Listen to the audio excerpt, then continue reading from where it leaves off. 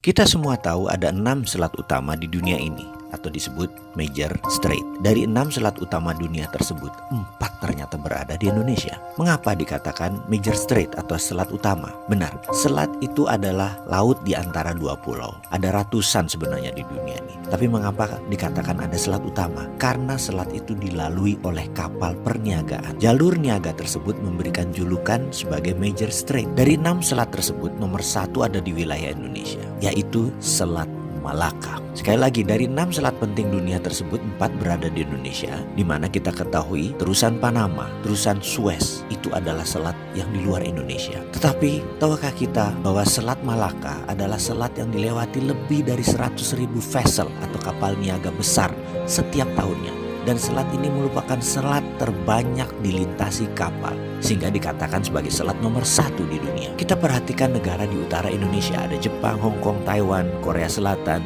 Cina, di mana semuanya adalah negara produsen besar di dunia. 20% vessel mereka ke Amerika Utara, 80% kapal niaga mereka menuju arah Asia Timur, Asia Tenggara, Afrika, dan Eropa.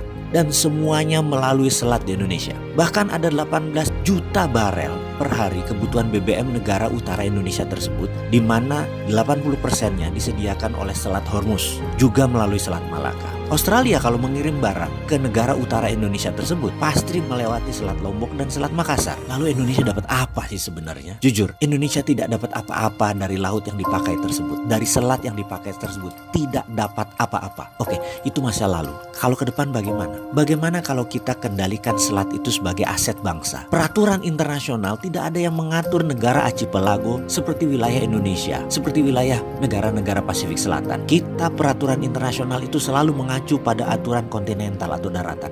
Kita harus ubah wilayah laut selat Indonesia sebagai wilayah Indonesia, dan Indonesia memutuskan misalnya menutup laut tersebut. Apa yang terjadi? Dunia bisa geger. Australia lewat Papua Nugini kalau mau kirim barang ke utara. 4 negara utara Indonesia, Cina, Jepang, Korea, Taiwan, muter lewat Papua Nugini. Tidak usah pakai Selat Malaka. Gak bisa masuk lewat Natuna. Atau kalau mau ya melipir lewat sisi Thailand dan melipir lewat sisi Malaysia di Selat Malakanya. Pokoknya kalau mau melewati wilayah Indonesia, bayar asuransi senilai 1% dari nilai barang. Kita tahu barang yang lewat tersebut ada lebih dari 2 triliun dolar atau 2.000 billion. Jadi kalau itu kita asuransikan atau kita pajakin versi kita dengan nama asuransi, kita mendapatkan lebih dari 250 triliun per tahun. Dan ini untuk devisa negara. Akankah negara adik kuasa seperti Cina dan Amerika marah besar? Pasti. Beranikah kita melawan dan mempertahankan hak kita? Harus berani. Itu namanya revolusi.